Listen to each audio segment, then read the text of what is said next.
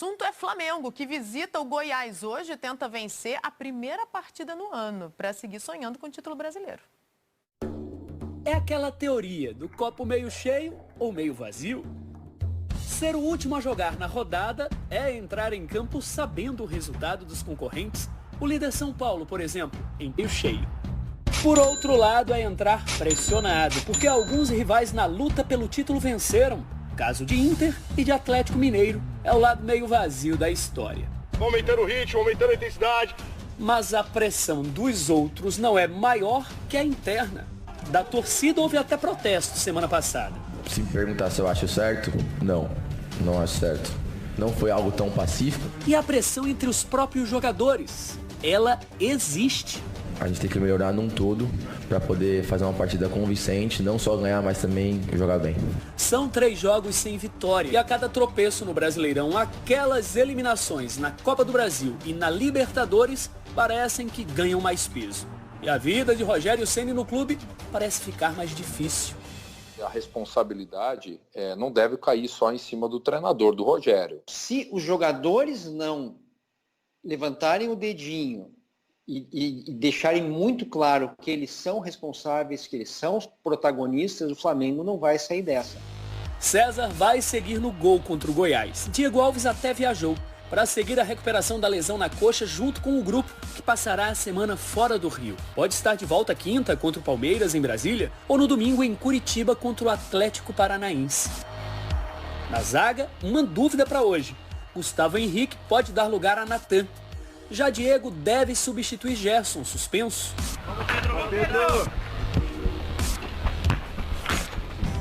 Na frente, outra interrogação. Gabigol volta ao time? No lugar de quem? Everton Ribeiro e Bruno Henrique não estão em suas melhores fases. A questão também está no potencial individual, ou seja, na produção individual. Né? Tem alguns jogadores que estão abaixo daquilo que podem render. Hoje começa uma semana intensa e decisiva. A regra no Flamengo é olhar o copo meio cheio até o fim. Como é que um time que brigou por uma Libertadores faltando 3 minutos, faltando 10 jogos vai desistir? Ou a torcida vai desistir? Eu acho isso impossível.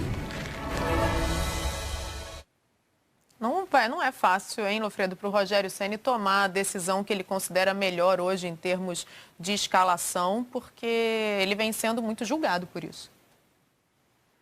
Não é fácil porque foi criada, inclusive, uma pressão que faz ele pensar na escalação com problemas além do campo, né? Ele podia chegar à conclusão de que não, que ele queria o time com o Pedro, com o Bruno Henrique e com o Everton Ribeiro e que o Gabriel esperasse um pouco mais. Que o Gabriel fez na última partida, coloca uma pressão nessa decisão dele.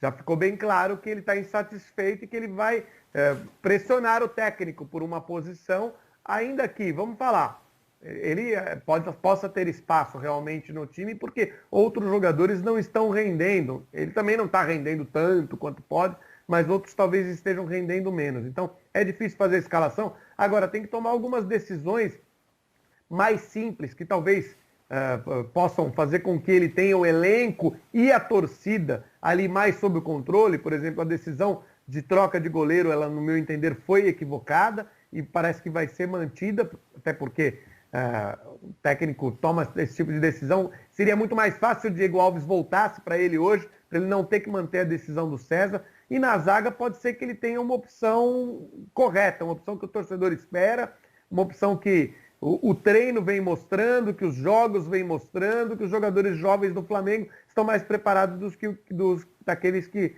foram contratados. No meio-campo me parece mais simples também a entrada do Diego no lugar do Gerson, suspenso, ainda que ele tenha um bom jovem ali, que é o João Gomes, para fazer essa função. Vamos desenhar tudo isso que a gente está falando, vamos trazer o que a gente imagina como formação inicial do Flamengo para essa partida. Como o Lofredo falou, provavelmente o César será mantido no gol. Aí na direita temos Isla, Rodrigo Caio e a dúvida na zaga. Natan ou Gustavo Henrique? Felipe Luiz na esquerda. Diego entra para fazer a dupla de volantes com o Arão.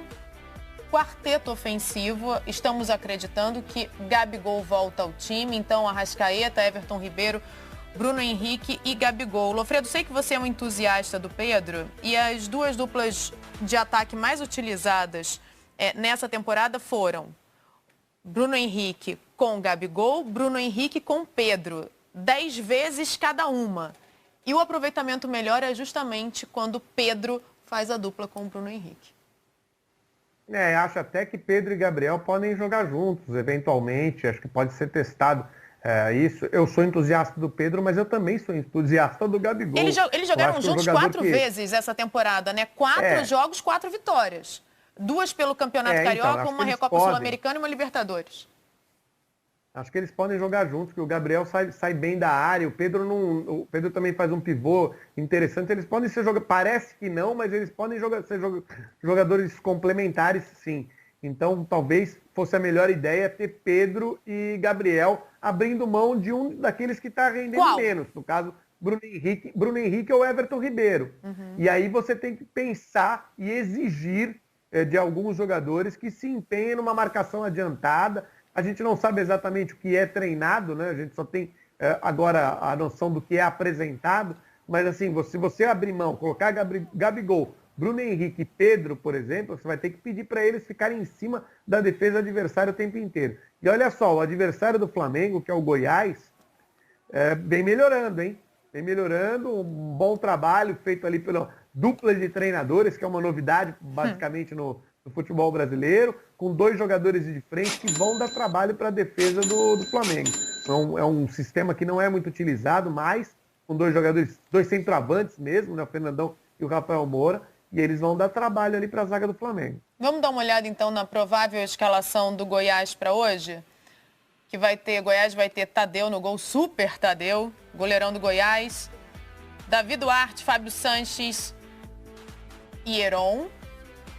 Aí no meio, Shailon Breno, Ariel Cabral, Jefferson, Douglas, Fernandão e Rafael Moura, Lofredo. Pois é, não é um sistema que é muito utilizado no Brasil e que muita gente acha ultrapassado esses 2 atacantes mais pesados dentro da área. Sistema com 3 zagueiros, é algo diferente, né? Que o Glauber e o Augusto, né? Porque o Augusto não pode assinar, né? Ele não é técnico formado. Mas os 2 trabalham em conjunto, né? O Glauber Ramos e o Augusto César. E eles têm colocado essa maneira de jogar no Goiás, tem criado dificuldades para muitas equipes.